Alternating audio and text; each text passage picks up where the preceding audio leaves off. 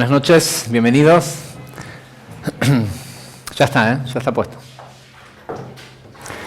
Clase de Zohar, Parshat Hayei Sarah.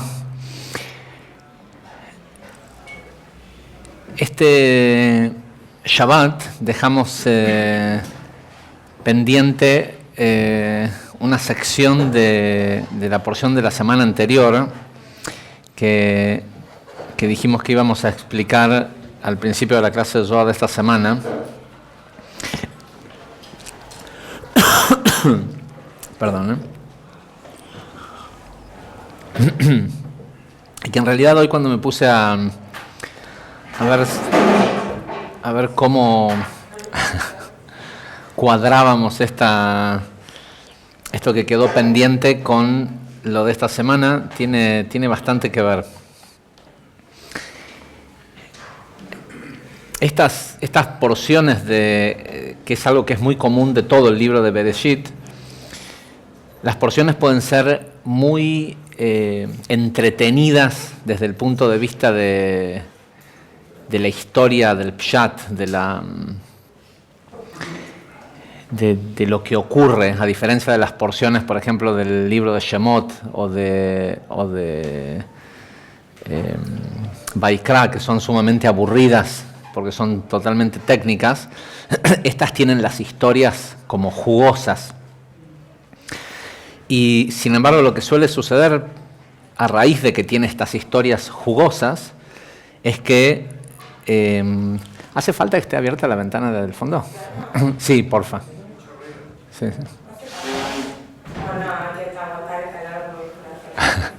No, podemos prender el aire. Sí, podemos prender el aire, se hace calor.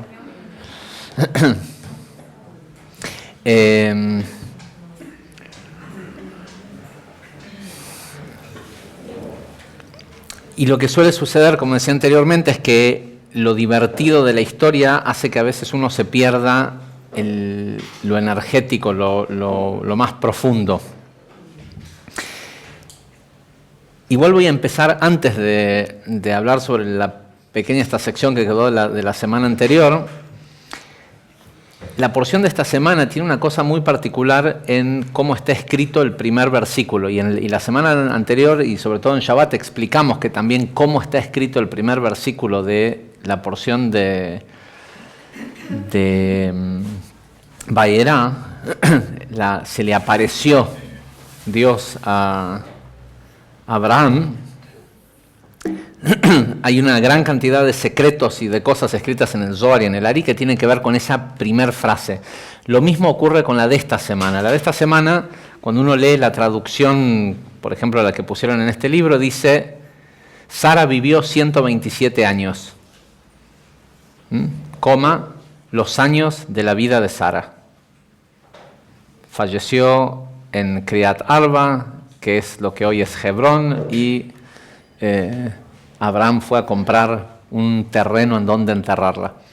Sin embargo, el primer pasuk, que acá aparentemente solo se traduce a Sara vivió 127 años, los años de la vida de Sara, en hebreo dice: y estos, Vayu Hayei Sarah, y esta es la vida de Sara, dice la vida. ¿Sí? Está hablando del fallecimiento de Sara, pero dice, y esta es la vida de Sara. No dice, Sara se murió. No. Dice, esta es la vida de Sara. 100 años, 20 años, 20 años, 7 años. ¿Sí? Los dos primeros números, que son los dos más grandes, están puestos en la palabra año en singular. 7 años. Shnei Hayei Sara, las dos vidas de Sara. ¿Sí? Acá antes en ningún momento habló de dos vidas. ¿Sí? En hebreo dice, está toda esta discrepancia de que están mal escritos los números, con lo cual te tiene que dar de pensar, o la Torah está mal escrita o realmente quiere decir algo distinto que solo decirnos que tenía 127 años. Ya hemos explicado muchas veces en otras clases de esta misma porción el por qué 100, 20 y 7 con plural, 7 años. Pero lo que me llama más la atención para la porción de este año es esta idea de Shnei Hayei Sarah, 2 vidas de Sara.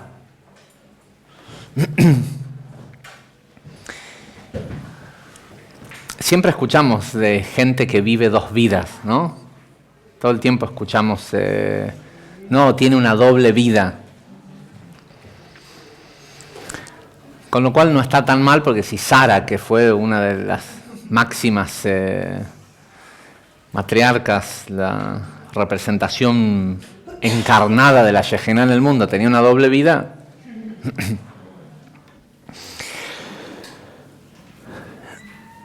pero la realidad es que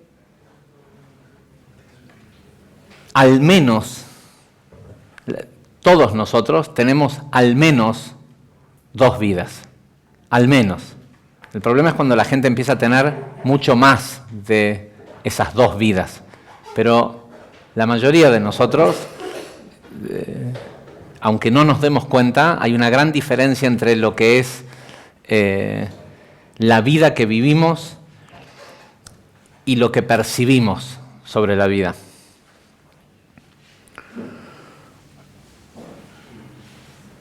Y después vuelvo a este tema, pero es interesante porque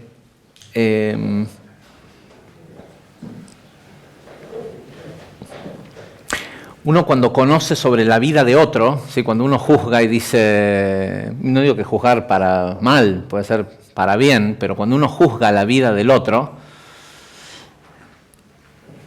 lo único que puede juzgar es lo que la otra persona hace. ¿Sí? Es lo único que uno puede juzgar. Y si uno juzga por lo que la otra persona hace, no tiene forma de saber si lo que la vida le trae, lo que experimenta esa persona es justo o no. ¿Sí? De repente uno ve gente que no la pasa tan bien, o que no consigue esas cosas que quiere, o que de golpe la persona se encuentra que tiene, no sé, 60 años y se da cuenta que había querido formar una familia y tener hijos y hacer tales y tales cosas, y pasó el tiempo y ya es muy tarde. Pero uno ve o conoce a esa persona, sobre todo si uno la conoce por un largo periodo de tiempo, y ve que es una persona que es una buena persona, ayuda, hace el bien, no se enoja con nadie. Y uno se pregunta, ¿cómo es que esa persona no tiene lo que quiere? No digo, tal vez hay gente que directamente no quiere lo que nosotros pensamos que el otro debería de querer, pero hay gente que te lo deja saber, te dice, ay, cómo me gustaría encontrar a alguien, tener hijos, haber viajado, haber hecho esto, haber lo que sea. Y suena como que el mundo no es justo. Y hay algo que es increíble, y es que lo que le ocurre a la persona en su vida casi no tiene nada que ver con lo que la persona hace. ¿Sí?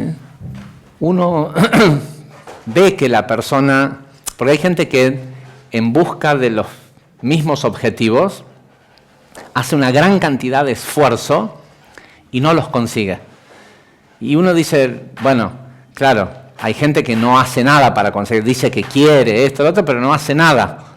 Y hay otros que sí, que se ponen metas y hacen un gran esfuerzo, esto, igual no lo consiguen. Y uno dice, ¿cómo puede ser? Bueno, ¿cómo puede ser? El mundo es injusto, o es aleatorio, o tiene que ver con vidas pasadas, y uno busca una excusa dentro de lo que... Y en realidad lo que sucede cuando uno juzga eso es que uno solo puede ver lo que la otra persona hace. Uno no puede ver lo que la otra persona piensa. ¿Sí? Y uno no sabe si la otra persona constantemente, más allá de lo que sea que hace racionalmente, irracionalmente está constantemente desde el pensamiento saboteando su propia vida, ¿sí? O creando una realidad desde el pensamiento que es una realidad que no es la que busca.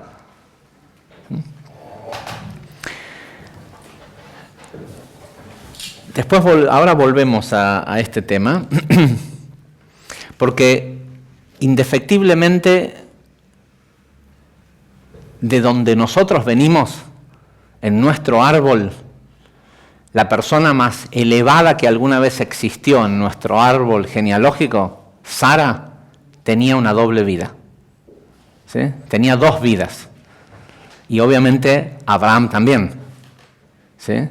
Abraham también tenía una doble vida, solo que ellos sabían cómo controlarlas, cómo controlar las vidas, ¿sí?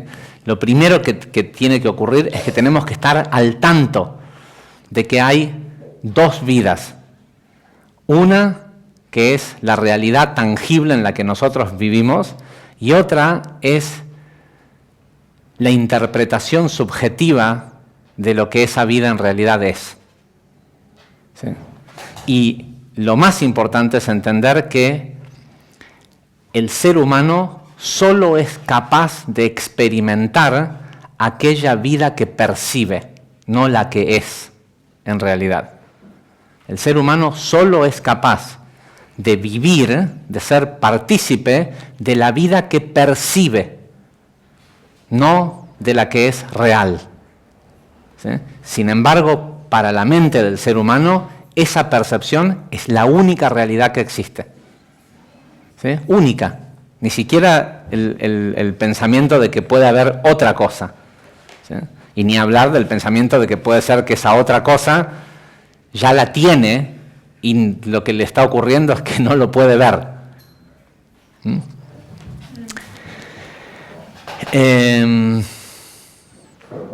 Volviendo a lo que quedó de la semana anterior, estábamos explicando en la clase, en el sábado de la mañana, en Shabbat, que extendimos esa explicación que había sobre que el único propósito por el cual estamos acá en este mundo es para causar la unión entre Zeir Anpin y Malhut, ¿no? Que la rectificación, la corrección que un ser humano viene a hacer a este mundo es unir Zeir Anpin y Malhut, porque eso hace que se unan también los mundos superiores. Y estaba esta pregunta que hace Lari de cómo puede ser que si los cabalistas dicen que Jochma y Binah, Abba Beima, están siempre en constante copulación, ¿cómo puede ser que algo que alguien haga aquí abajo en este mundo genere que ellos copulen? ¿Sí? Entonces dice, no, es que hay dos tipos de copulación, una externa y una interna. La externa es una que ocurre constantemente sin ninguna necesidad de nuestra intervención, que es la que sostiene al universo. Y hay una interna que solo la causa el despertar desde abajo. ¿Sí? Cuando algo que un ser humano hace acá en el mundo físico despierta esa unión entre Zeir Anpin y Malhut, que despierta a través de la unión de Zeir Anpin y Malhut, la unión de Jochma y Binah, de Abba Beima, de los arquetipos intelectuales, que cuando es despertado desde abajo es para solicitar nuevas almas, es decir, nuevas cosas que hoy no existen en el mundo físico. Lo que ya existe está hecho para que se sostenga perpetuamente gracias a la copulación externa entre Jochma y Binah. ¿Sí? Ahora, para que haya algo nuevo en el mundo, para que en lugar de que todos los hijos que nacen sean solo reencarnaciones de unas mismas almas que hace 1 millón de años que vienen dando vuelta, y baje un alma nueva, para que en lugar de que, siga existiendo una misma especie de animales, o es más, que se sigan extinguiendo, haya una mutación que genere una nueva especie de animales, se requiere de algo que sea desde abajo excitado, ¿sí? Que sea unificado desde abajo, como miles de plantas que existen en el mundo hoy, que son híbridos hechos de plantas, de uniones de otras plantas que existían antiguamente. El burro cebra de México, no sé si saben, es una de esas cosas que en el norte de México hay una especie de burros cebras, pero que en realidad son pintados, pero dicen que son la gente se saca fotos con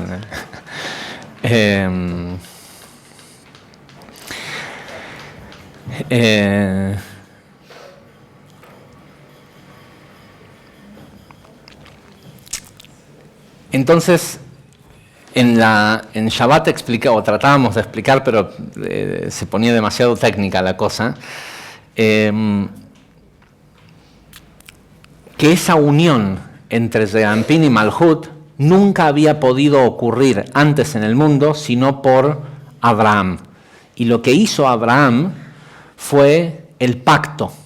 ¿Sí? Y en la clase de Zohar anterior hablamos de lo que significa un pacto, el compromiso, lo que sea, pero ahora queremos entender de una manera un poco más profunda cómo puede ser que porque se circuncidó logró la unión de Zeranpin y Malhut por primera vez en todo el mundo, y eso fue lo que a los 100 años hizo que pudiera traer algo nuevo, es decir, que pudiera precipitar al alma de Isaac, ¿sí? La descendencia o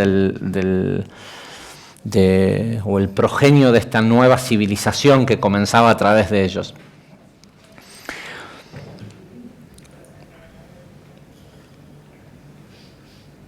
Y explicamos que hay niveles tras niveles tras niveles de que cuando se produce esta solicitud de algo nuevo viene de lo más alto, ¿sí? Y que hay niveles incluso superiores a Adi Jampin y a Tik Yomim. Dice Lari, por eso cuando explicábamos anteriormente que el Creador no va a entrar en Jerusalén hasta que en la Jerusalén superior, hasta que eso no ocurriera en el nivel inferior, y quien fue el primero en hacerlo fue Abraham. Dice, no se refiere, cuando dice las palabras hasta que Abraham entre, o hasta que eso sucediera, se refiere a Abraham, aunque no lo dicen los escritos con el nombre de Abraham, sino que se refiere, en realidad lo que quiere decir, hasta que esa situación no esté lista, no esté preparada.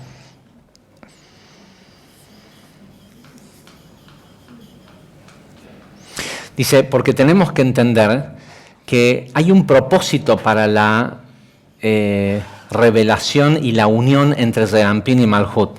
Esa copulación entre Zeranpin y Malhut tiene como propósito endulzar los estados de juicio de Geburah que hay en Nukva, en lo femenino o en Malhut. ¿Y cómo es que se endulzan? Se endulzan a través de la unión, o esta llamada copulación, entre los estados de Gesed, que se unen con los estados de Geburah, y así son endulzados. Es decir, cuando a una persona se le presenta algún tipo de juicio en su vida, y es una constante el juicio, porque el juicio es una percepción, ¿sí? Lo que hoy te parece satisfacción, cuando te acostumbras a eso, te parece un rato más tarde, te parece carencia. Y esa carencia te hace pensar que es producto de algún tipo de juicio que no estás teniendo lo próximo que querés. ¿Sí? Que también hay una inteligencia detrás de eso, es porque una vez que algo es endulzado y entra en contacto con Gesed, Gesed es la energía de la constante renovación, ¿sí? Con lo cual el recibir te anula el deseo anterior y te crea un deseo mayor, ¿sí? Con lo cual ahora querés más que antes, y seguir teniendo lo mismo que antes te parece que es un castigo.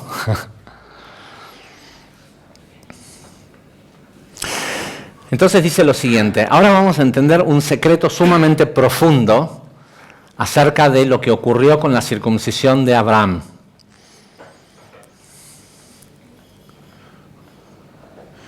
Dice, quien le dio el consejo a Abraham de circuncidarse fue Mamré. Por eso es que al principio de la porción de la semana pasada decía que todo esto ocurrió en las planicies de Mamré. ¿Sí? Abraham tenía 3 amigos que eran sumamente elevados espiritualmente y eran también alumnos de él, a quienes el Midrash dice que cuando Dios le dijo que se circuncidara, él fue y consultó con estos 3 alumnos si lo deberían de hacer o no. Y hay un montón de explicaciones distintas del por qué lo hizo. Uno dicen que era porque él estaba seguro que los amigos le iban a decir que no lo hicieran y que él de esa manera iba a poder demostrarles de que para él la voluntad divina era mayor incluso que cualquier opinión de cualquier persona, por elevada que pueda ser.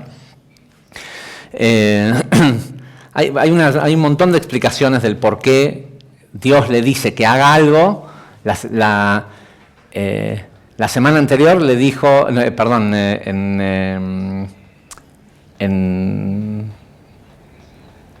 cuando una vez que nace Isaac, en la Kedat Isaac le dice, anda a matar a tu hijo. Bueno, dice él, se levanta, va, agárralo. Y ahora que le dicen, circuncidate, va y le pregunta, ¿sí? Pide consejo. Es raro, ¿no? Pero bueno, hay toda una explicación alrededor del por qué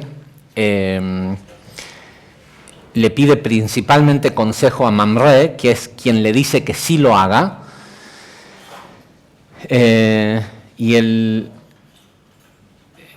Ari nos dice que Mamré personificaba los estados de juicio de Geburá, puesto que el valor numérico del nombre Mamré más el Kolel es 280, que es igual a los estados de juicio. Dice 280, tal como lo vemos,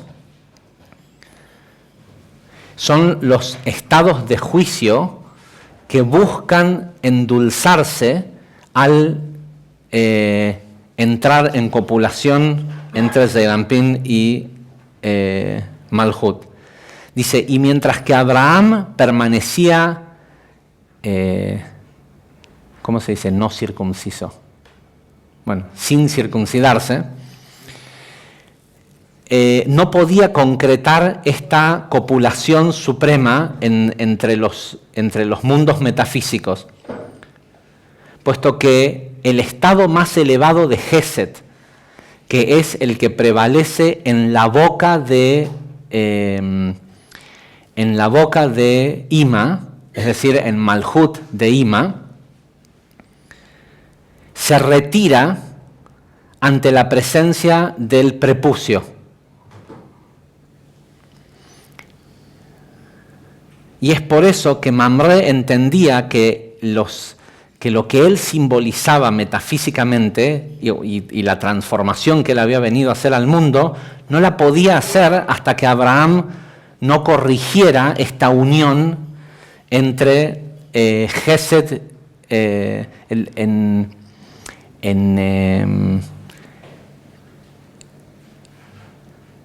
el árbol sin Da'at. Se supone que la energía que va de Malhut, de Binah, entra directamente a Gesed, ¿sí? Eso quiere decir que Keter de Gesed debería de tocarse con Malhut de Binah, ¿sí? Ahora, si estos no se juntan, es porque hay algo en medio que se lo impide. Nosotros sabemos que lo que se lo impide es Da'at, que es dual, ¿sí? Simbólicamente, entre estos dos, entre Binah y Gesed, al revés del lado que lo ven ustedes, ¿sí? Entre Binah y Gesed, lo que se interpone es un tipo de clipá que está vinculada con el prepucio, es decir, mientras está presente no hay unión.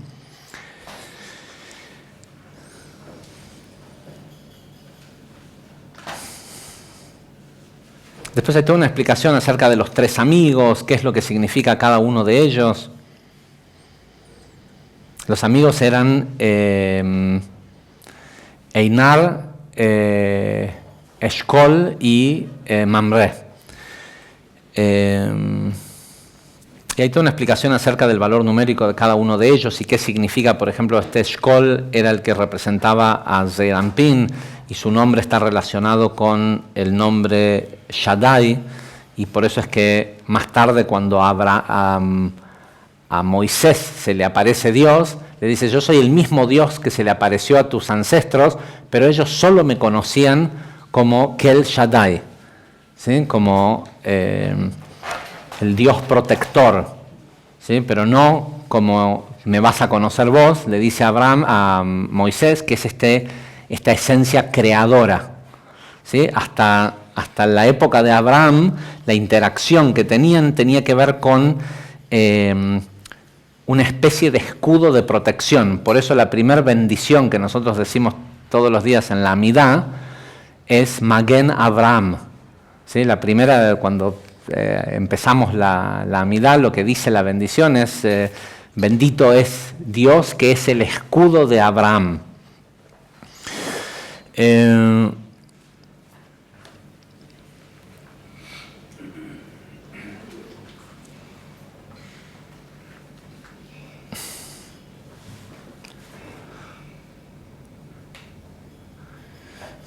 No sé si entrar en, porque quiero volver a la porción de la semana, no sé hasta qué punto extenderme en esto.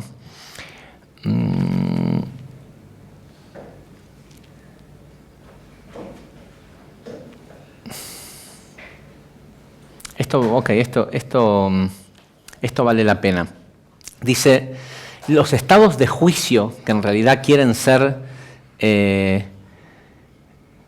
endulzados, nos deja ver que hay en realidad también dos tipos de copulación entre Zeir Anpin y Malhut, una externa y una interna, igual que como pasa arriba, y es lógico que sea así porque si arriba ocurre de una forma, abajo también tendría que ocurrir de la misma forma.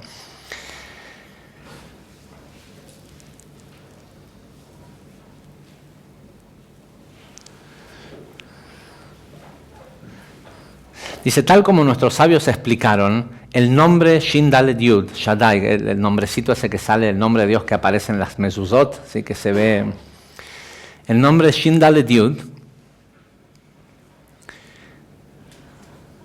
quiere decir o significa al Dios que fue el que dijo suficiente con este mundo. ¿Sí? Esa es una frase de Hagigá 12a del Talmud o de la Gemara, que dice, hay una frase que dice, Dios dijo suficiente con este mundo. ¿Qué quiere decir esto, suficiente con este mundo? Dice, este es el nombre que le da la fortaleza y la habilidad a los estados de Geburá de limitar el continuo deseo de expansión de Gesed. Dice, si el atributo de Gesed hubiera podido crear al mundo, porque el mundo comenzó a crearse, empezó a materializarse a partir de Gesed, ¿sí? Binah, el mundo de Briah, comenzó a crear este mundo a través de la emanación de las 7 Sefirot. Si bien Malhut es lo que termina siendo, o Shabbat termina siendo el último estadio material de la creación comienza en el primer día, ¿sí? En Yom Echad, que era Gesed, que era el domingo. Dice, si no hubiera venido inmediatamente después del domingo, el lunes, ¿sí? Geburá, dice, Gesed hubiera seguido creando infinitamente. Y eso hubiera hecho que la naturaleza intrínseca de la creación sea constantemente la reproducción. Entonces, qué sé yo, pondrías una semilla de manzana y empezarían a salir manzanas y manzanas y manzanas y manzanas sin necesidad de que lo riegues, de que lo cuides, que esperes tiempo hasta que crezca el árbol, ¿sí? Entonces, ¿qué oportunidad pudiera haber para el desarrollo del ser humano en un mundo en donde todo es siempre, ¿cómo se dice? Ever expanding. ¿Sí? Como de expansión continua. ¿Sí? La inteligencia restrictiva de Geburah es lo que en realidad le da la percepción de carencia al ser humano y es lo que lo hace querer hacer algo para revertir esa percepción.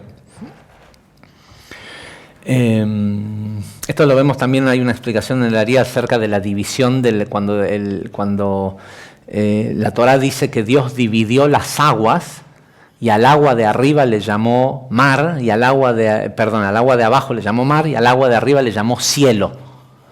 ¿Sí? Y nosotros sabemos que el cielo, o lo que sea el aire, en los lugares más secos del mundo, tiene al menos 30% de agua en suspensión. Salud. ¿Sí? No existe que no haya suspensión constante de agua en el aire. Y la pregunta es, ¿por qué no se cae? ¿Sí? ¿Por qué vas al desierto y decís, ¡ay, qué seco que es Atacama! No, no es cierto, no es seco. Pones una torre de condensación de cambio de fase de calor y frío y juntás agua en el medio del desierto. ¿Por qué? Porque siempre hay al menos un 30-32% de agua suspendida en el aire. Ahora, ¿cómo no se cae? Y cuando te dicen hay 100% de humedad, pero no está lloviendo, y uno la siente, ¿por qué no se cae? Porque todo lo que nosotros le llamamos cielo es un estado permanente de Geburah. ¿Sí?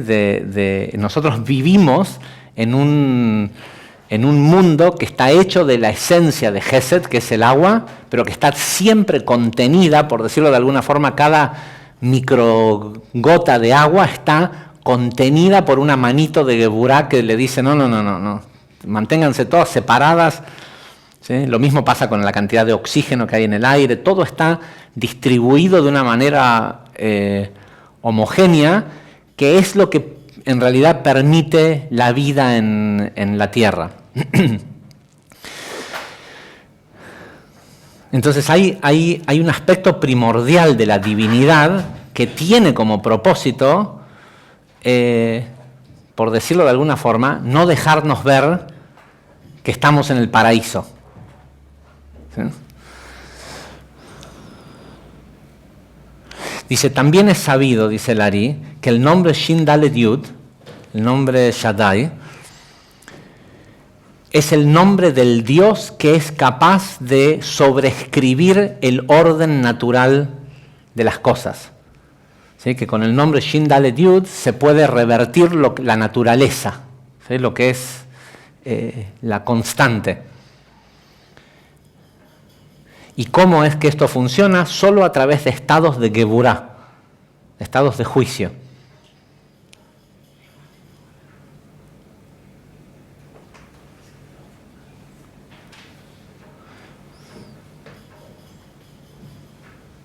Dice bueno, no importa, pues es la explicación sobre los amigos de Abraham, lo que representan.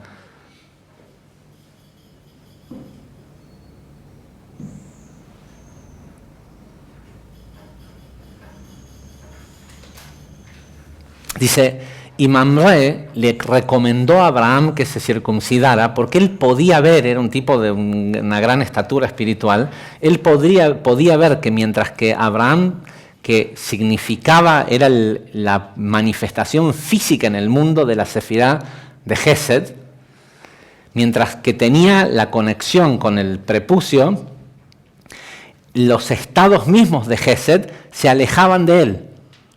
¿Sí? Y ahora vamos a explicar también físicamente por qué esto es así. Dice, mientras esto ocurría, los estados de juicio no podían ser endulzados y Mamre entendía que su misión en la vida tampoco podía ocurrir.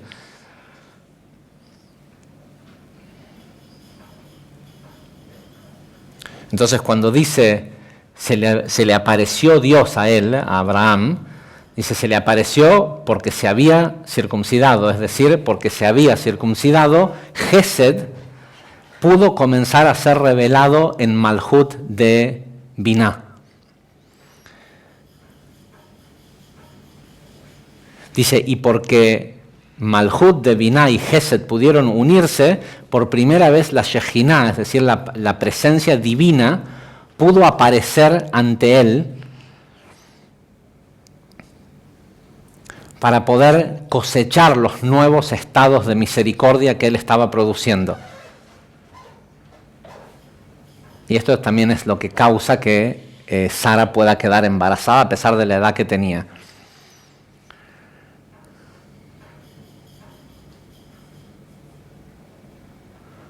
Ok.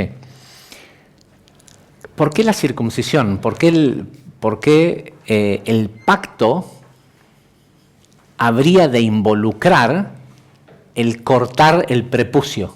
¿Sí? ¿Por qué una mutilación en una parte del cuerpo de la persona?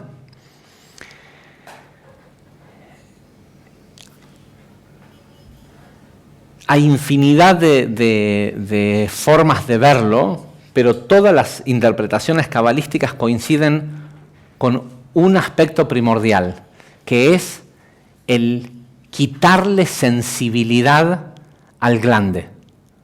¿Sí? Es el llevar al hombre a que el deseo sexual no sea por su propio placer.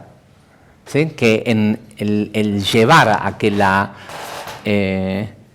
o al facilitarle al hombre que al estar el glande curtido, por decirlo de alguna forma, al estar expuesto al aire y no protegido por el prepucio, más allá de todas las explicaciones que hay en el Zohar de la afinidad que tiene el prepucio con la clipa noga, porque es la clipa que cubre Keter de Yesod y todo esto, pero físicamente lo que tiene que ver es que la persona circuncidada siente menos. ¿Sí? Literalmente la diferencia, digamos, que hace es que siente menos.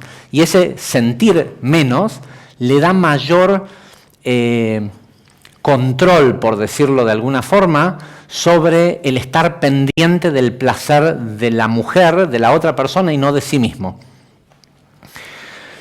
En las explicaciones del Ari sobre esta semana, que son un montón también, el Ari vuelve a hablar sobre el concepto del Hashmal, porque en esta porción también se va a morir Abraham. ¿Sí? Y otra vez, hay un montón de cosas súper interesantes que ocurren en la historia, ¿no? En el Pshat, que tienen muchas explicaciones cabalísticas, pero tengo como esta idea de que todo eso no nos está dejando ver algo que es mucho más simple y mucho más profundo.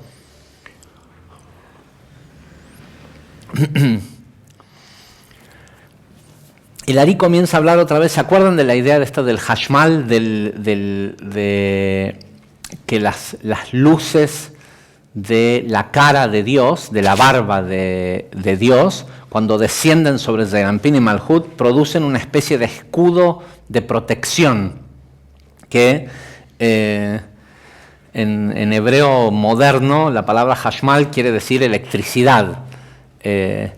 No tengo idea de qué era lo que pudiera significar en un idioma mundano en ese momento, antes de que existiera como nosotros la conocemos a la corriente eléctrica, enchufes, cables, lámparas y todo esto. En la época del Zohar, hace 2000 años atrás, no sé qué quería, no sé siquiera si tenía otra explicación la palabra Hashmal que estuviera relacionada con electricidad, pero de lo que habla el Zohar es de un escudo de protección que desciende sobre la emoción y la acción de la persona y lo protege de lo que sea. Ahora, déjenme que lo encuentre. En la porción de esta semana, el Ari habla del concepto del Hashmal como un medio de interacción con el mundo exterior. Lo compara con la Klipá Noga. Dice, el Hashmal es parecido a la Klipá Noga. ¿Qué es la Klipá Noga? Una entidad metafísica que separa de estar parado, pero también separa, de separar, que separa el Or Makif del Or Pnimi. ¿Sí? Hay siempre un potencial, el potencial siempre, vivimos en un mundo, por decirlo de alguna forma, que está repleto de Klipá, que tiene que ser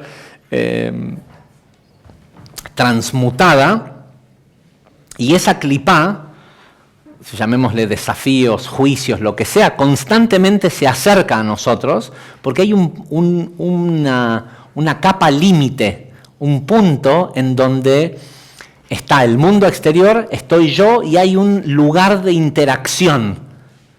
¿Sí? Un lugar de interacción que es, explica el Zohar, tan grande como la estatura espiritual de la persona.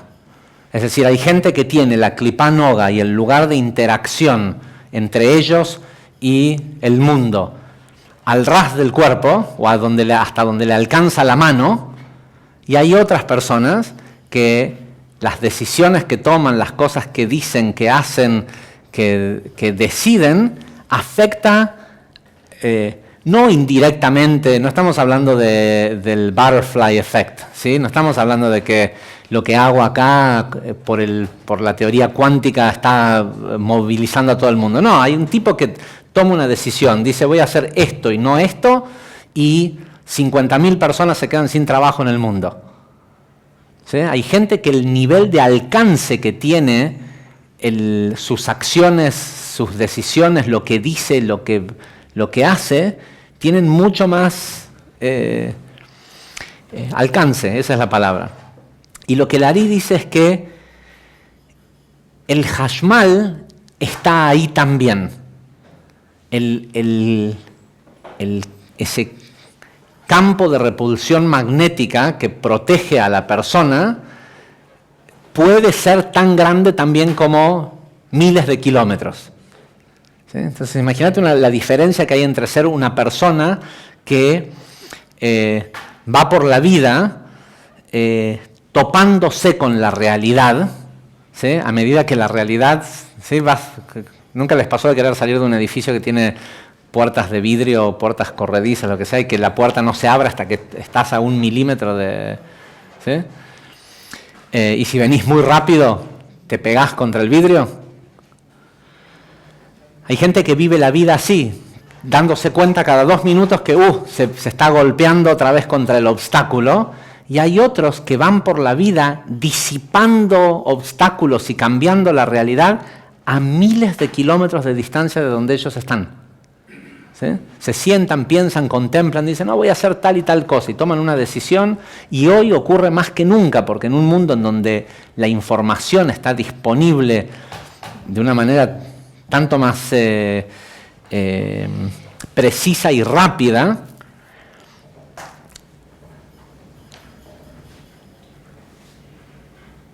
es mucho más factible que el hacer o el pensar de una persona poderosa en otro lugar del mundo te afecte. ¿Sí? De hecho, para muchas de las personas que van pegándose contra el Hashmal, o si es que tienen Hashmal, pero al menos pegándose contra la Klipá Noga cada 5 minutos, muchas de esas Klipá Nogas que los bofetean son las decisiones de otras personas más poderosas en otros lugares de su país, del mundo.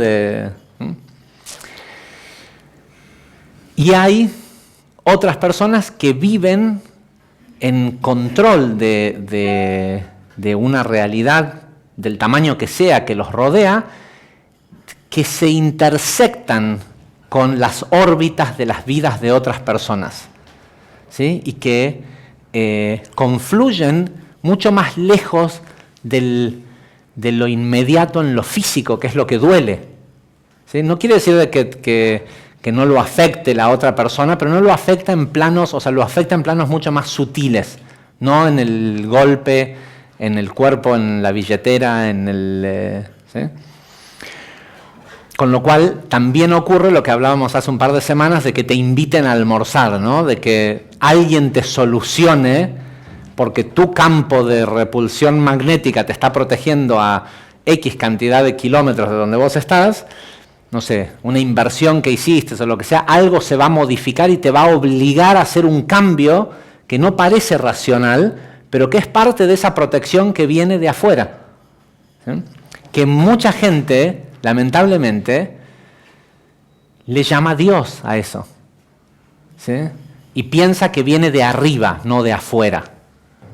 Es decir, que cae, y si te toca, y si que no hay, que uno no tiene interacción con eso.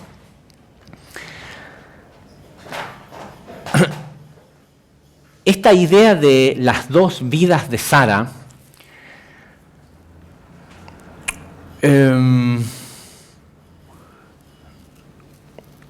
que también la tuvo Abraham,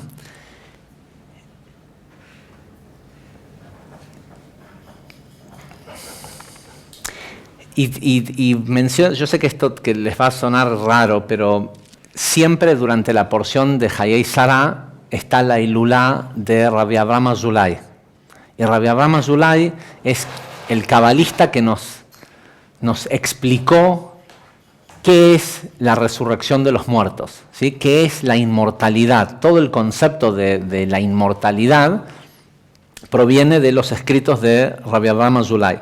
De hecho, Rabbi Avraham Azulay fue quien calculó cuándo iba a comenzar el periodo de tiempo en el cual iba a ser posible el Tchiat HaMetim, ¿sí? la resurrección de los cuerpos, que también puede ser entendido como la restauración de los cuerpos. Tenemos estos dos personajes, Abraham y Sara, que nos dice el Midrash que el día que murió Abraham, a los 175 años de edad, se veía igual que su hijo, que para ese momento tenía 75 años, pero que en realidad ambos se veían igual que cuando tenían 20 y tantos años de edad. ¿Sí? Porque uno tiene que preguntarse cómo es que este señor viaja con la esposa media hermana, Sara, a la que no sé si prestaron atención en la porción de este Shabbat, que varias veces él le dice: acordate, cuando lleguemos a tal lugar les vas a decir que somos hermanos para que no me maten, esto, lo otro, lo que sea. Abraham constantemente probaba a los reyes de los lugares a donde él llegaba, con esta historia, varias veces lo hizo, con esta historia de decir que Sara era la hermana. El rey inmediatamente del lugar mandaba a que vayan a buscar a Sara porque se querían casar con Sara. Tenía 100 años la tipa. ¿Sí? Los tipos eran reyes. Evidentemente, Sara se veía bastante bien a los 100 años, como para que cada vez que llegaban a un lugar, el rey del lugar se quiera casar con Sara. ¿Sí? Gran parte de la fortuna de Abraham la hizo de esa manera. Le iban y le sacaban a Sara antes de que el rey pudiera acercarse a Sara, porque siempre había todo un preparativo, todo esto. Dormía y tenía un sueño en donde se le aparecía a Dios y le decía: ¿cómo agarraste a la mujer de Abraham? Esto, lo otro, lo que sea. Y toda la ciudad o el pueblo se enfermaba. Y Dios le decía: hasta que no consigas el perdón de Abraham, no se cura tu pueblo. Y es interesante porque el Midrash dice que no es que la gente se enfermaba y estaba por morirse, sino que el rey se daba cuenta que por lo que él había hecho, todas las mujeres del reinado quedaban estériles. ¿Sí? Y tenía que ir, de hecho, Abimelech, muchos de los reyes de la época le pagaban, ¿cómo se dice? Ransoms. ¿Recompensas? Como, sí, bueno, cuando negociás para que te liberen ¿cómo se dice? Un rescate para que Abraham rezara por ellos para que las mujeres del pueblo volvieran a ser fértiles. ¿Sí? Ahora, ¿cómo es que Sara y Abraham eran eternamente jóvenes? ¿Cómo es que ellos sabían la edad que tenían, pero tenían esta especie de doble vida en donde la percepción que los demás tenían de ellos es que eran personas jóvenes? ¿Sí? A pesar de que Abraham murió casi a los 200 años de edad, 175 años de edad. ¿Sí? Es raro, ¿no? Sara, 127 años. Y tiene que ver con el trabajo que vinieron a hacer.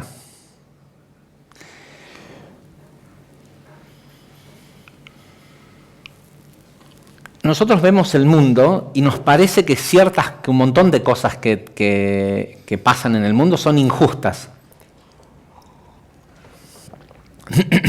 ¿Sí? Uno dice, no, sí, todo es perfecto. Todo es perfecto porque no pasamos demasiado tiempo prestando atención a lo que realmente pasa en el mundo, porque nos parece que todo es perfecto, pero después nos dicen que un tipo por robar un auto mata de un tiro en la cabeza a una chica de 12 años y nos parece que todo el mundo es injusto porque eso sucedió. ¿Sí? En el mismo mundo en donde hoy murieron 8.000 niños muertos de hambre. Hoy. Y mañana van a morir 8.000 más.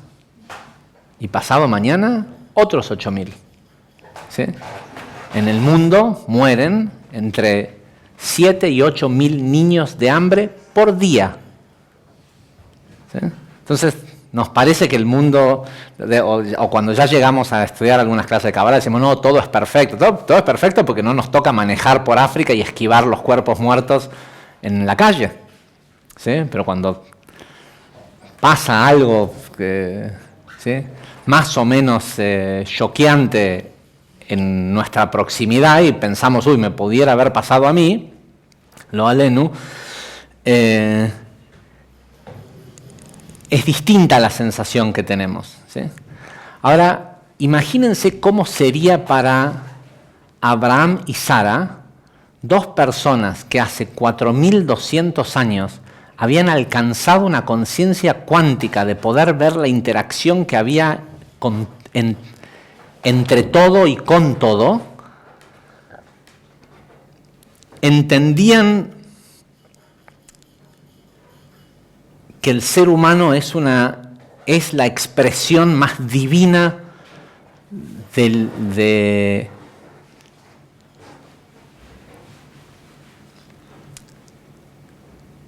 la conciencia presente en el universo, y obviamente ellos podían darse cuenta la diferencia que había entre el nivel de refinamiento de la conciencia de ellos dos versus la del resto del mundo.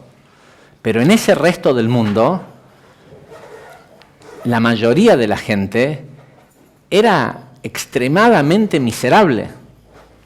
¿Sí? Era un mundo de esclavos, en donde la vida valía nada. ¿Sí? El concepto de la dignidad humana no era... ¿sí? Nosotros tenemos la Declaración de Derechos Humanos solo desde el año 1700. ¿Sí? O sea, estamos hablando de 3.800 años antes de la Declaración de los Derechos Humanos. Entonces, un ser humano era lo mismo que un animal. Ahora, imagínense lo difícil que es hacer lo que ellos hacían, es decir, tratar de propagar la idea de la espiritualidad y de la unidad del ser y de una cosmovisión en un mundo en donde el 99,9% de la gente no lo podía ver. ¿Sí? En esta porción es donde aparece la sección en la que en la que Abraham envía a Eliezer, a su alumno, a buscar a Rivka y decide pedirle por primera vez en la vida un favor a Dios. ¿Sí? Entonces, como le va a pedir el favor de que por favor ilumine a Eliezer a que pueda encontrar a la esposa para Isaac, le dice, ¿cómo se dice? Addresses him, se dirige, lo interpela diciéndole: Dios del cielo y de la tierra, te pido que ta. Y el Zohar explica que esta forma de interpelar a Dios para llamarle la atención es un reclamo que le hace Abraham a Dios. De todas las cosas que Dios hizo en su vida, le dijeron que se circuncide, se circuncidó. Le dijeron que mate a su hijo, lo llevó al altar a matarlo. Lo que sea que Dios le pidió, el tipo hizo. ¿Sí? Sin embargo, a la hora de ir a pedirle algo a Dios, saca un balance de qué es lo que él hizo, que vale la pena como mérito para decir: mirá que yo soy el que hice tal y tal cosa, te vengo a pedir por primera vez en mi vida, a los 137 años de edad, te vengo a pedir algo. El Zohar dice que la razón por la cual dice Dios del cielo y de la tierra es porque lo que Abraham le trata de decir a Dios es: vos siempre fuiste el Dios del cielo. Todo el mundo sabía de todo el universo sabe que hay un solo Dios y que todo esto, pero acá en la tierra no. Si vos sos el Dios de la tierra, es porque yo te hice el Dios de la tierra. ¿Sí? Yo me di cuenta de que hay un solo Dios, pero no me lo quedé callado. Yo fui el que hizo que hoy haya otra gente en el mundo que entiende, que se despertó espiritualmente. Entonces, a la hora de ir a pedir de utilizar algún recurso, algún mérito para pedir algo, Abraham decide que lo único que vale la pena, que es lo suficientemente valioso, es el haber hecho algún tipo de trabajo para propagar la espiritualidad en el mundo. A nosotros nos pasa que nos parece que estudiar Kabbalah está bueno. ¿Sí? La pregunta es: ¿qué tan bueno? ¿Sí? ¿Cuán bueno nos parece? ¿Sí? Si bajo una aplicación en el teléfono y me gusta, digo: uy, che, qué bueno que está esto. Entrás a tu grupito de WhatsApp y decís: che, miren la aplicación que bajé, está buenísima.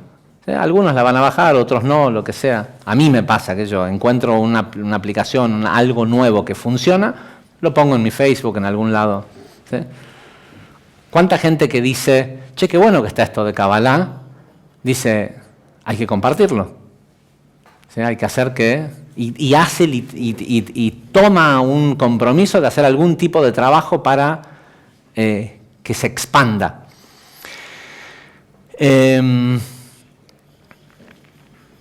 Ahora imaginen, yo les puedo decir desde mi lado lo desafiante que ha sido en esfuerzo, en tiempo, en dinero, desde el pequeño trabajo que yo puedo hacer, propagar la Kabbalah. Los impedimentos, tener que lidiar con estupideces como que aparezca alguna institución que te demande por utilizar la palabra Kabbalah. ¿Sí? Porque hay gente que cree que es dueña de la Kabbalah.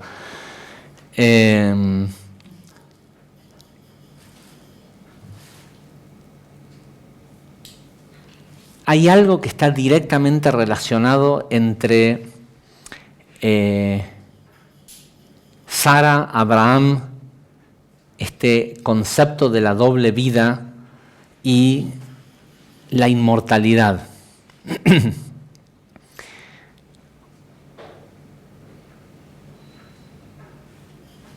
Un óvulo y un esperma se juntan y desde ese momento se activa la creación de Gesed. El que no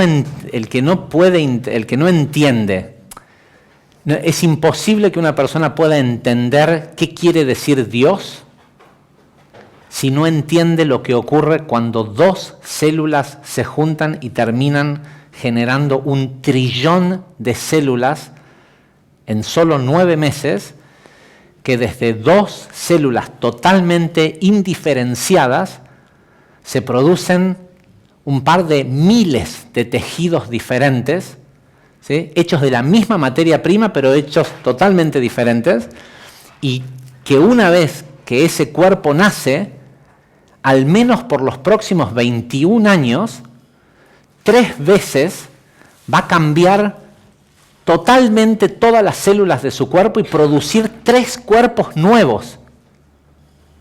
¿Sí? La mayoría de los seres humanos del mundo, para cuando tienen 21 años de edad, se han deshecho de 3 cuerpos anteriores y han creado 3 nuevos cuerpos, cada uno de esos cuerpos con 1 trillón de células, que ni una sola estaba viva el día que el bebé nació.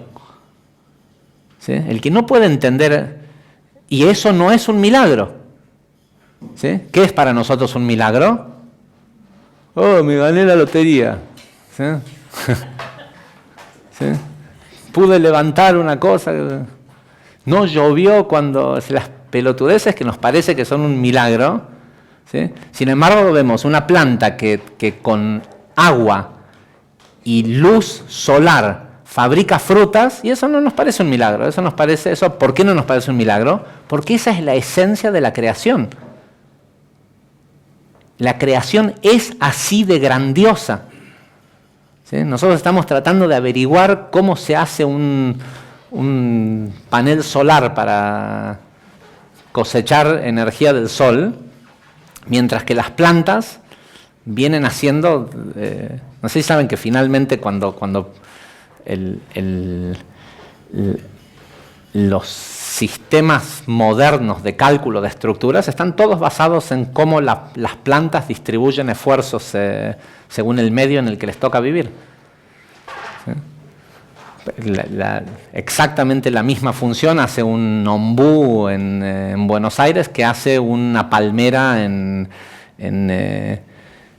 el Caribe, pero como la palmera tiene que soportar vientos de 50 metros por segundo, todo esto tiene un sistema de paneles solares que se pliegan sobre una hoja, se ponen al viento, ¿sí? Todo. Y nosotros, por eso no hay pocas cosas que son tan precisas como lo que dice el Zohar cuando dice que el tzadik es la persona que puede ver la luz del Creador en todo. ¿Sí? La diferencia es esa. O sea, si no podés ver divinidad en una planta, hay muy poca chance de que se te revele Dios y que la gente dice, ¿cómo puedo hacer para que la luz me guíe y para que la luz y para que Dios y para que... Y la verdad es que si no te está pasando hoy, lo que tenés que hacer es dejar de ser así. O sea, es ser distinto a como sos ahora. ¿Y en dónde empieza? Empieza en esta capacidad de ver lo increíblemente divino que es todo lo que ya existe. ¿Sí? Todo lo que ya existe. Ahora, hay gente que pisa una planta. ¿Sí? ¿Y saben a dónde tienen que ir para ver que eso es así? Acá afuera. Hay alumnos de Kabbalah, gente que viene a estudiar Kabbalah, que el sábado cuando estamos haciendo Kiddush, se paran arriba de las plantas. ¿Sí? Y después dicen, ¿cómo es el zibug de Zerampin y Nukva cuando entran en Binah de Atzilut? ¿Sí? Quieren saber los detalles quieren conocer a Dios y cuando salen afuera pisan Dios. ¿Sí?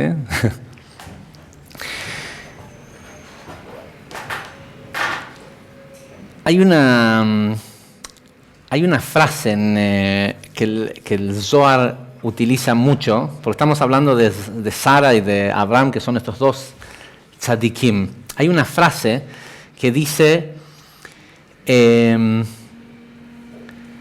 ¿Cómo es que dice la frase? Es una frase de la Gemara que dice: el tzadik se cae 7 veces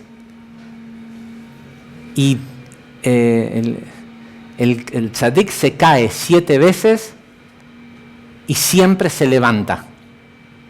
¿Sí? Y el Ari pregunta, ¿qué quiere decir de que si sos una persona justa estás predestinado a caerte? No, dice el Ari. Levantarse siempre es lo que te hace el tzadik. ¿Sí? El tzadik es el que las 7 veces que se cae, se levanta. Y si se cae 15, se levanta. El niño, cuando tiene ese cuerpo nuevo, apenas empieza a caminar, se cae. ¿Cuántas veces se cae? 1000, 2000. Un niño en su infancia se cae miles de veces. Miles, no 7, miles de veces. ¿Y qué hace apenas se cae? Si no hay un papá cerca, alguien a quien le pueda sacar algo, manipulándolo, haciéndose de que le dolió y llorando, se levanta.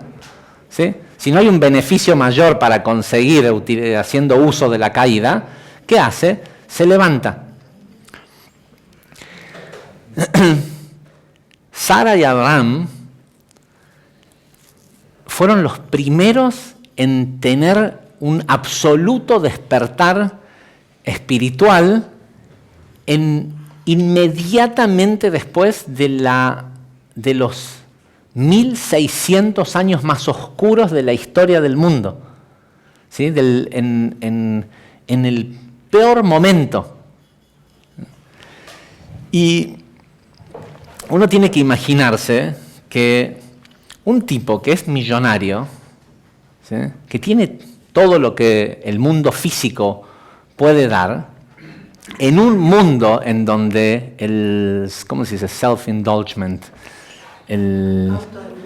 La autoindulgencia era el leitmotiv de la vida, ¿sí? No que hoy no lo sea, pero en esa época aún más. Que el tipo ponga la carpa, la puerta de su casa en el costado del camino para evangelizar a la gente que pasa caminando, porque en realidad para eso era que lo hacía, los engatusaba con esto de lavarle los pies, darle de comer y todo esto, y les hablaba, ¿sí? Les hablaba de espiritualidad. No se me ocurre una persona que pueda ser más soñador que eso. ¿Sí? No se me ocurre que sí, la idea del soñador, ¿no? Del que quiere un mundo distinto al que es en ese momento. ¿Sí? Un tipo dispuesto a poner todos sus recursos en pos de hacer esto. No se me ocurre otra persona más soñador que él. Y sin embargo, alrededor de él, habían pueblos enteros que perecían, que morían. ¿Sí? Sodoma y Gomorra eran los pueblitos vecinos de él. O sea, en medio de la destrucción, el tipo tenía este sueño de un mundo que tal vez recién nosotros hoy estamos empezando a apenas ver manifestado el sueño de Abraham. ¿Sí? Un mundo de igualdad social, un mundo de percibir al otro como divino más allá de lo que pueda tener económicamente. Y se me ocurre que muchas veces tienen que haberse caído, por decirlo de alguna forma. Pero la diferencia es que siempre se levantaron, porque hay algo que está directamente relacionado entre Abraham y Sara y la forma en cómo ellos vivieron esta doble vida, en donde tenían que vivir en un mundo como en el que todos los demás vivían, pero ellos veían un mundo totalmente distinto al que todos los demás ven. Y la constante era levantarse. ¿Sí? ¿Para qué? Para volver a caerse. Levantarse para volver a caerse. Tenés hoy un sueño de algo que querés hacer y lo querés tener listo para tal fecha y querés hacerlo y sentís que es lo que tenés para darle al mundo y no te sale. ¿Qué haces? Te levantás y lo tratás de hacer de nuevo. ¿Por qué? ¿Por qué? ¿Por qué lo vas a hacer la octava vez que te caes? La primera vez puedes decir, no, saqué mal el cálculo, esto, lo otro, lo que sea. Vino poca gente, llovió, estaba el partido de Boca River, por eso no vino la gente Voy a volver a dar la clase, voy a volver a probar. ¿Sí? ¿Qué pasa cuando es la octava vez? Ya estás al igual, ya 7 veces te levantaste, ya estás en el nivel del tzadik. Pero igual no viene la gente.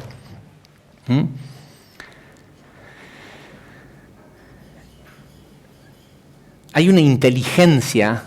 La caída es una especie de muerte. ¿Sí? La caída es una especie. Nadie que cuando preparó, qué sé yo, ¿sí? El chico que preparó su cumpleaños y no le vino nadie al cumpleaños, ¿sí? ¿Puede sentirse contento? No, se siente como la muerte.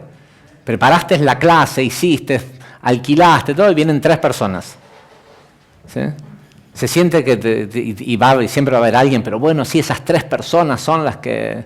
Sí, pero vos preparaste para 200. ¿Sí? Se siente como la muerte. ¿Cómo se revierte la muerte? Levantándose y volviéndolo a hacer. Porque si te quedás abajo, le empezás a decir a tus tejidos, a tus células, a tu cuerpo, es hora de morir. Lo que hace que el chico de los 0 a los 21 años genere 3 cuerpos totalmente distintos, nuevos. Ves una foto de un chico de 17 años a como cuando tenía 5 años, está bien, tiene rasgos y esto, lo otro, parecidos, pero es obvio que es un cuerpo nuevo. ¿Sí? Es un cuerpo que mide 1,30 m más que el cuerpo anterior. No podés negar que hubo una constante evolución y crecimiento y expansión del ser. ¿Sí? ¿Por qué a los 40 se ve peor que a los 20? Porque hubo un momento en donde dejó de levantarse. Y en el momento que dejó de levantarse le empezó a decir a las células de su cuerpo, es hora de morir. No valemos la pena. Nos convertimos en un parásito del sistema. ¿Sí? No estamos dispuestos, tenemos tanto miedo a caernos que no estamos dispuestos a soñar. Le tenemos tanto miedo a la sensación esa de la muerte, que significa el volver a fracasar, que prefiero morir.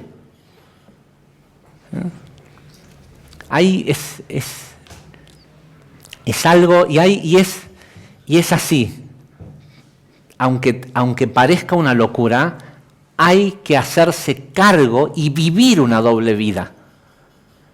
Está lo que tenés que hacer para el afuera, pero en tu mente el mundo tiene que ser una cosa maravillosa. En tu mente, estos idiotas no saben lo que yo todavía estoy por hacer. Por eso piensan que soy un fracasado, por eso me ven de esa forma, por eso piensan que estoy loco. ¿Sí? Pero en mi mente tiene que haber una doble vida, tiene que haber un otro mundo, un mundo de sueños, ¿sí? Un mundo de Alice in Wonderland. ¿Sí? Un mundo visto desde los ojos de un chico de 5 años. Porque ese mundo, esa visión del mundo, eso, y serás un estúpido, un soñador, un lo que sea, ¿sabes para quién? Para los que están muriendo. ¿Sí? Que los muertos te vean como un estúpido, pero que un niño de 5 años te reconozca como un par, ¿sí? Como alguien con quien puedes sentarse a jugar. La gente que va todos los días a trabajar en lugar de ir a jugar, se está muriendo. El que todos los días se levanta y en lugar de ir a jugar, va a trabajar, se está muriendo. ¿Sí?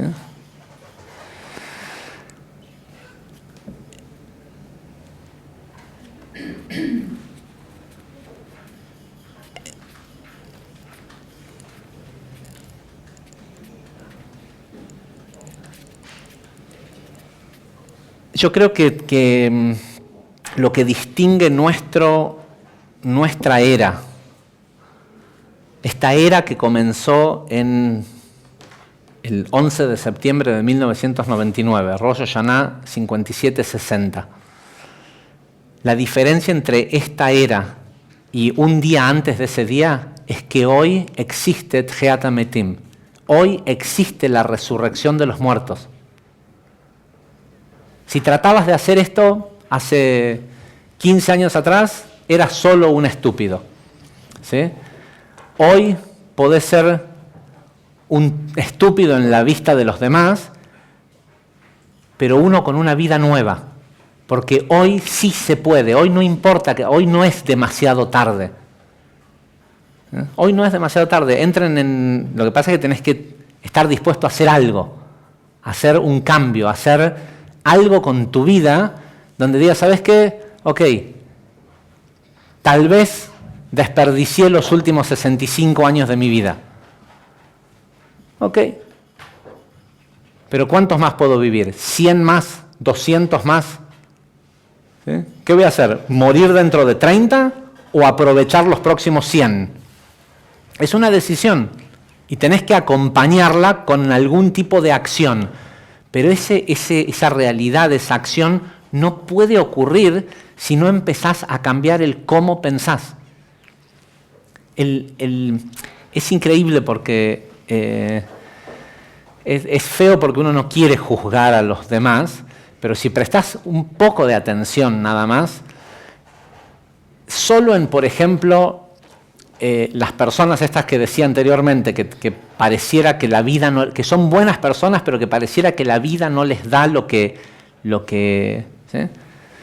Solo con tener una conversación con la persona, la más mundana de las conversaciones, y prestar atención a la cantidad de veces que dicen sí o que dicen no, te das cuenta la diferencia que hay entre unas personas y otras. Te das cuenta en dónde está la conciencia de la persona.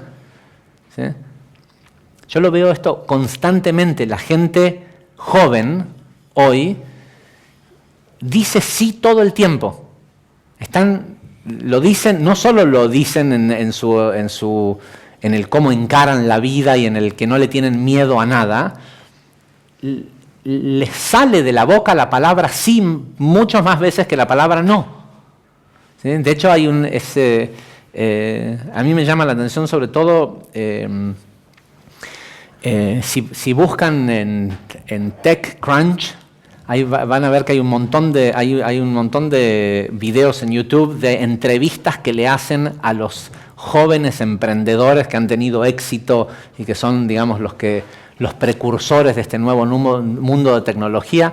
Pareciera como que tienen un tic, ¿sí? Que tienen un problema, que les preguntan una cosa puntual que no se contesta ni con sí ni con no, y comienzan la respuesta diciendo sí. Y uno dice, pero este estúpido no escuchó que le dijeron cómo se hace para conseguir tales y tales recursos para la empresa. Sí. Y uno dice, le preguntaron cómo, no si sí o no. Y comienzan la oración diciendo, sí, esa es una muy buena pregunta, la forma en cómo se hace, porque viven en un estado mental donde todo es sí. ¿Sí? Y hay gente que vive en un estado mental en donde todo es no. Y hacen y tratan y ponen esfuerzo y cuánto se puede hacer en este mundo en el que estamos hoy, que es un mundo que ya no es ni de acción ni de emoción, es un mundo intelectual. ¿Cuánto podés hacer con la acción? Si le tenés que poner un peso ¿sí? del resultado, cuánto es, según lo que nosotros conocemos en Kabbalah, cuánto es intelecto, cuánto es emoción y cuánto es acción. Si el intelecto estaba correcto, la emoción fluye y la acción casi no es necesaria. Entonces vemos gente en el mundo haciendo y actuando y empujando y esto, y nunca le sale. ¿Sí? Nunca le sale porque todo viene acompañado de una cabeza que dice no, no, no, no. ¿Por qué? Porque la persona tiene miedo a fracasar. Porque esa vez que se cayó y se tropezó, miró para todos lados y alguien se reía porque él se cayó. ¿Sí? Capaz que se estaban riendo de otra cosa. ¿Sí? Y si se estaban riendo de vos, Genial, les diste una oportunidad de agregar felicidad al mundo. ¿Sí? Si te molestó que se ría, al único que le molestó fue a tu ego, no fue a ninguna otra parte vital de tu ser. Así todo, incluso cuando dije que no iba a entrar en lo técnico para explicarlo y querer, no sé si fui lo suficientemente eficiente para transmitir lo que me imagino que es lo que está escondido detrás de la energía de esta semana y de esta para allá.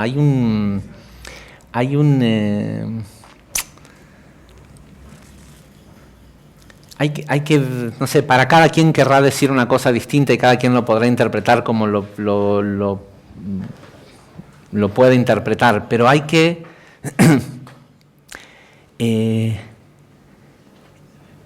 por lo menos empezar por aceptar que hay dos vidas distintas. Una es la que se ve de afuera y otra es la que vos ves. ¿Sí? Porque hay gente que nada en fortuna, ¿sí? y se la saca de enfrente pensando como que es la peor miseria que hay en el mundo. ¿Sí? Y tienen problemas, y uno lo ve de afuera y dice, o sea, no te digo que compares tu vida con esos 8.000 chicos que se mueren de hambre todos los días, ¿sí?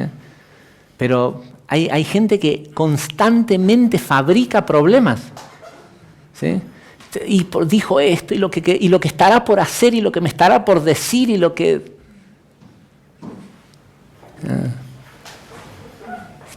Todavía si ya pasó, bueno, preocupate y lidia con eso. Pero gastar un instante de tu vida, un poquito de tu energía preocupándote por algo que todavía ni siquiera pasó y que estás seguro, porque lo sabes y no lo reconoces porque sos un idiota, de que el 99% de las cosas de las que te preocupás nunca pasan. ¿Sí?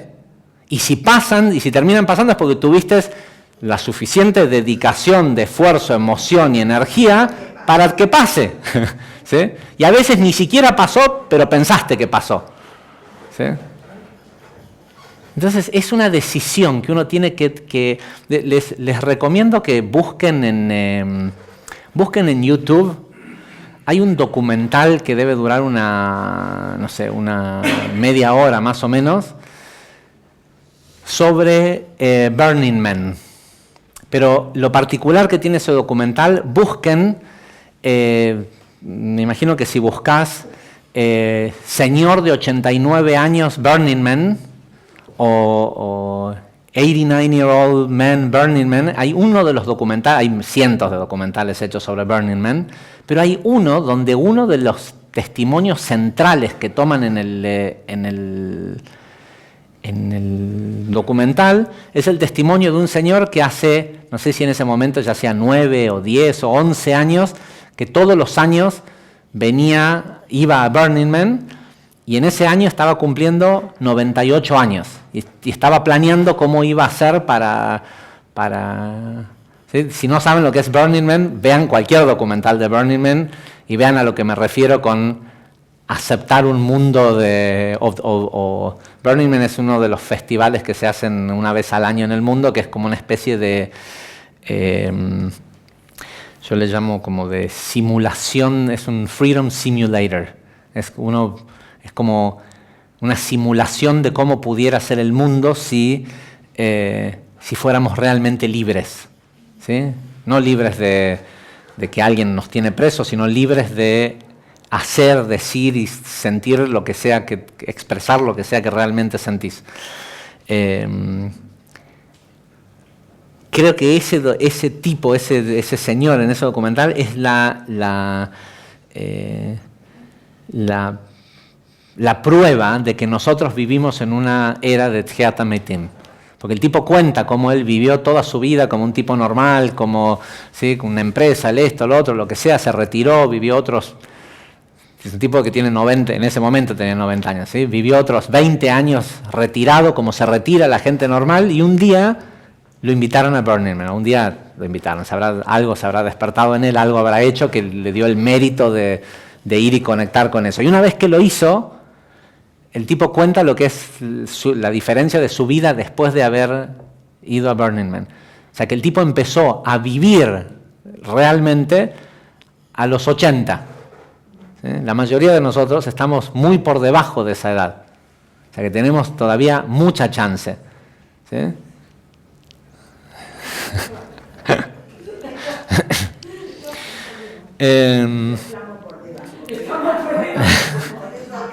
Muy por debajo.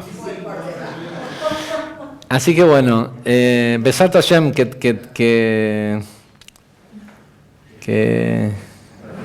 se despierte, aunque sea el deseo de vivir esa segunda vida, o al menos estar al tanto de que puede haber otra vida, una vida distinta a la que venís viviendo hasta este momento. Gente, hasta la semana que viene. Muchísimas gracias.